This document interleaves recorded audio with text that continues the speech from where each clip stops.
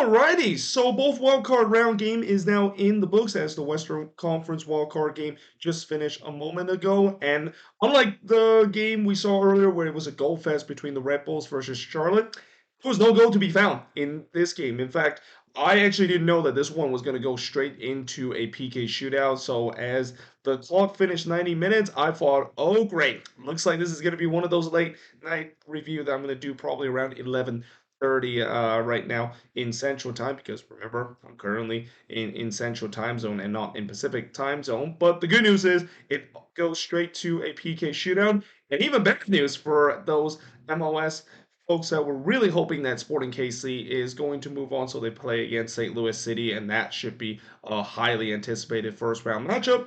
They got their wish. I mean, I saw it coming. As soon as this go to a PK show, I actually even put my Sporting KC jersey on because I knew that the Quakes were not going to win a PK show. Well, that's the last time the Quakes have won a PK shootout. Like, it's been a long time since I remember the Quakes have won a PK shootout, though I will say that at least this time they actually score from the PK shootout, unlike last time when they faced against Sporting KC. They couldn't put one past Tim Melia. And really early on in the PK shootout, I thought it was going to be the same thing again. And I thought maybe Tim Melia clearly has got the heads of these Quakes players that they just simply cannot beat Tim Melia in a PK shootout. Now, going a little bit back to the first half before we talk about what happened in the PK shootout. Now, the stance was definitely more back in this one. I mean, it's not a big surprise, Sporting KC, their fans are definitely very loyal. Though I will say that there were definitely some empty seats in the stadium, and that I would say it was probably about 90% full. And again, I'm not surprised by that because on a Wednesday night, it's an 8:30 kickoff. It's a very late kickoff, and it just feels like it's not ideal. For a wild card round game kicking off at that late on a weeknight. But that being said, in the first half, and just 2 minutes in, Polito had a shot that was deflected wide from close. It was all Sporting KC early in this one, and I just had a feeling that it looked like this is a game where the Quakes are just going to simply park the bus and play for PKs, which, again, this is also why coming into this one, and I said in the preview, it's kind of like pick your poison for the Quakes. Do you want to just park the bus and play for PKs and lose in the PK shootout, or the fact that they're probably just not going to give up an early go in that and let it be done? I mean, it was almost impossible for me to see the Quakes getting a win in this one, but it doesn't help the fact that they once again got off to a slow start on the road, which is a very common theme for the Quakes, not just this season, but really for the past couple of years, and maybe even during my time of rooting for this team. This team always gets off slow when they're on the road. In the 10th minute, Daniel would deny Polito in the near post before Russell puts it high from long range. The shots were 4-0 already up to that point for Sporting KC, though I feel the Quakes finally started to get more possession in the Sporting KC half, but as the case for most of the season, no final third quality whatsoever was being found during that point. In fact, that's kind of the story really down the stretch for the Quakes, where the final third quality is just clearly not there for this team. Then Hoppy did try to do a little cross shot, but it goes wide there, so he was trying to do a little Randall layout, or should I say maybe Modric. Kind of effort because you guys did see that crazy cross shot that Modric scored against Arsenal. I mean, I definitely saw that. I mean, that's kind of an interesting thing go to a point where like, hey, look, there's a Randall layout kind of go. And also for those that are new, why I call it a Randall layout is because in terms of a cross shot, I remember a couple of years when Randall layout scored.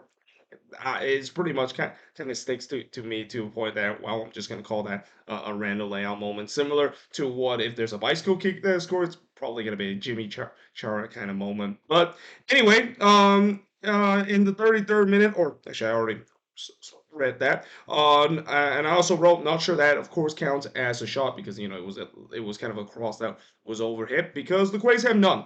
33 minutes into this game. In fact, the shots were 6-0 for Sporting KC 20 minutes in, but we do head to halftime with the score scoreless in this one, despite the fact that the Quakes failed to register a single shot in the first half. Now, in the 47th minute, Sporting almost got the opening goal when Rodriguez cleared Polito shots off the line, and really right off the bat, Sporting was putting the pressure again. They were looking for the opener. The first shot finally came in the 48th minute for the Quakes. Like, there was that point of this game I'm thinking, is the Quakes going to try to do what RSL did to Seattle, trying to go the entire 90 minutes without getting a shot before maybe hoping to win it in a PK shootout. Well, obviously that didn't happen with them finally registering their first shot in the 48th minute before Daniel with Tip and Dembe shot over the bar. And as much as I also thought that Sporting had lots of corners, which again, it's not a surprise because they had more of the possession and more of the chances. You know, they haven't really done much in terms of their delivery. The set piece delivery from Sporting KC was just not good in this game. I didn't really remember one time that they looked threatening from the corner, which that's definitely an encouraging sign for the Quakes and definitely a much more improved than what happened last time when the Quakes play against Sporting KC because I remember that free game that we saw in 2020 was a huge problem for the Quakes. They just could not defend set pieces and cannot defend corner. But in this game, they did a much better job doing it, though part of that has to do with Sporting KC not doing a very good job in terms of delivering the ball into the box.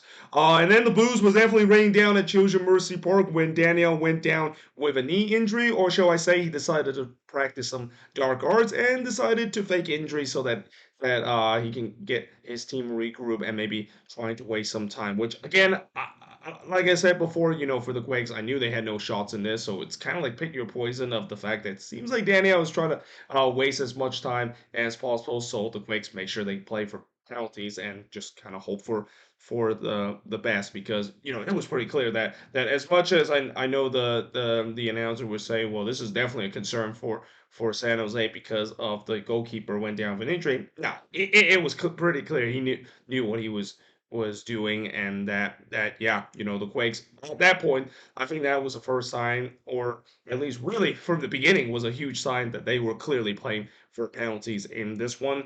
Russell then puts one over the bar on the curler in the 57th minute. The shots were now 12-2 in favor of Sporting an hour in. Dan Cal was actually in on goal there, but as it is the case this season for K Cal, I mean, he just snake been going for on the attack, so his shot was deflected wide. Though I thought the Quakes finally started to show some life on the attack. It feels like, yeah, they're not just going to completely park the bus in this game. They're going to try to show some life and actually show that they can at least maybe try to win this in regulation.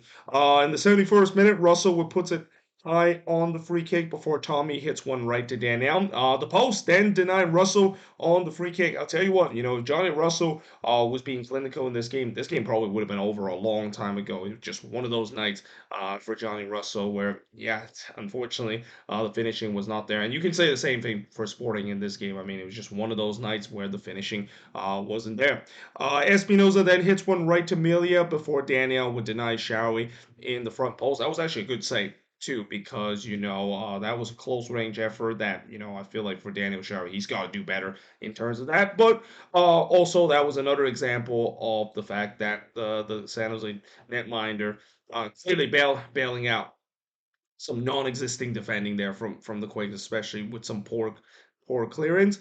But yeah, so we finished the full 90 minutes scoreless, and again, this is where I thought, okay, well, looks like this is going to be a late review because we're going to go to extra time. But to my biggest surprise, there actually is no extra time in terms of these wild card round. I mean, I knew that there was no extra time in terms of the best of three that we're going to see, but I didn't know that we didn't have extra time for the wild card round too. So instead, we go straight to a PK shootout, and again, you know, it like I immediately wear my Sporting KC jersey, which you know, either it's just that I'm just saying that I knew Sporting KC was going to win this because I've seen this story before where Tim Miller is able to become the hero in the PK shootout, and also the Quakes have not won a PK shootout in such a long time. Or the fact that I'll probably have to apologize to Sporting KC fans that, yeah, I probably shouldn't have wear the Sporting KC jersey and maybe just kind of jinx them. I mean, as a Quakes fan, I got to do some reverse psychologies and maybe some devil magic to try to help the Quakes to overcome the odds of the fact that you know it's pretty clear that they're not going to win the PK shootout. Didn't work though because the Quakes actually missed their first two PKs, which now makes it five PKs in a row that they have missed against Tim Melia going back to that 2020 MLS playoffs, and I think it was pretty clear that Tim Miller got to their heads. Although it doesn't help the fact that the first two PK taker was exactly the same first two PK taker that we saw back in 2020. We saw Espinoza and Jackson Yu take the first two penalty in 2020. And guess what happened in 2023? It's the same thing. So that's definitely a questionable decision there from Luchi Gonzalez. I mean, Espinoza, I think that one would make sense because he's the penalty kick taker, although the penalty that he took was just pretty bad. And then Jackson Yu basically said, "Hold my beer. I'm just gonna blast this into to the cauldron." Though I will say that it was pretty clear that Jackson Yu, Tim Miller kind of got into Jackson Yu head there, and that again up to that point I thought, well, here we go. Looks like it's gonna be another PK shootout that the Quakes are gonna lose 3-0. Now, to be fair, it wasn't gonna be that score because prior to Jackson Yu miss, Sporting KC also missed a penalty, but eventually the Quakes finally did get a penalty kick past Tim Miller, and it's Tanner Beeson of all players that got that PK to be taken, and Tim Miller actually almost saved that 1-2. But yeah, the Quakes are on the board in terms of that, but unfortunately, by the time when we get to the fifth round with the Quakes still down 3-2 in the PK shootout, it's Daniel Showie putting the winning penalty for Sporting KC, and like I said, in probably the most predictable PK shootout you can imagine, Sporting KC is moving on into the next round, and like I said, that rivalry between St. Louis City and Sporting KC, I can't wait until the league is going to try to hype up and basically put all the narrative about that rivalry, which to this day we still don't even know what the name is of the rivalry too. But for sure that that's going to be a very interesting kind of game. Like for me, I hate to say it, but I do kind of agree the fact that it is going to be a rivalry that could be a game that I think is going to be the most anticipated game in this playoffs. And me and MLS media doesn't really agree on a lot of stuff, but that's one of the things that I'm very excited to see how it's going to play out. And that I think the one thing I know for sure is going to play out is that the atmosphere is going to be absolutely electric, both at City Park and Children Mercy Park.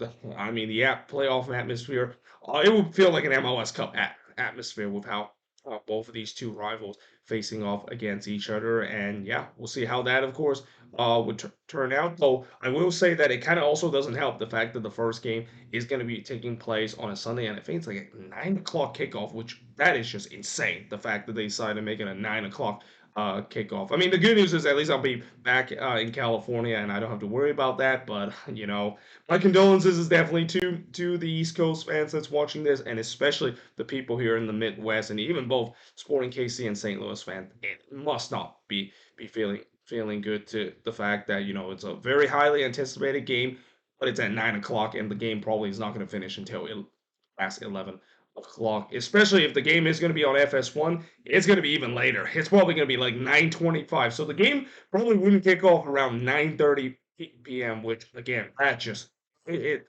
like I've said before for the fact that there are some MLS kickoff where it was just getting late. Well, actually, I haven't said this a lot. This might be really one of the first time I say that the league's got to do can't keep doing this where they decided to make the kickoff so late. And I know some people will say, well, 9 o'clock kickoff is normal if you look at all the Champions League and stuff like that in Europe. 9 o'clock kickoff is pretty normal. Not in the U.S. though. In Europe, they have the reason why it works for them is because their schedule is a little different than us in terms of their work schedule. Their work schedule, I think, is a little bit later than us. Not here in the U.S. though. There's a reason why a lot of people complain whenever games go past 11 o'clock, and that again, it's just kind of ludicrous the fact that game is kicked off that late. But still, I'll be keeping an eye on, and that again, that should be a very interesting kind of game. But again, for the Quakes, like I said, there's I'm still gonna stand the fact that this is a successful season. So again, this is kind of the same thing we've seen before, where the Quakes sneak into the playoffs and that they get knocked out in the first round. And this is also where it goes back to that decision day game against Halston. If they would have won that game, they would have hosted the game against Sporting KC. And even though I know the narrative will still be Sporting KC moving on into the next round, that's what the league is hoped for. At least the Quakes will have a better chance when they're playing at home compared when they're playing on the road. Because anytime when they're playing on the road, especially in the playoffs, it's not going to end very well. But either way, hope you guys enjoyed this video. If you do, make sure to leave a like, smash the subscribe button. Let me know in the comments below what do you think of this game. And yeah, hope you guys enjoyed this video, and I will see you guys next time.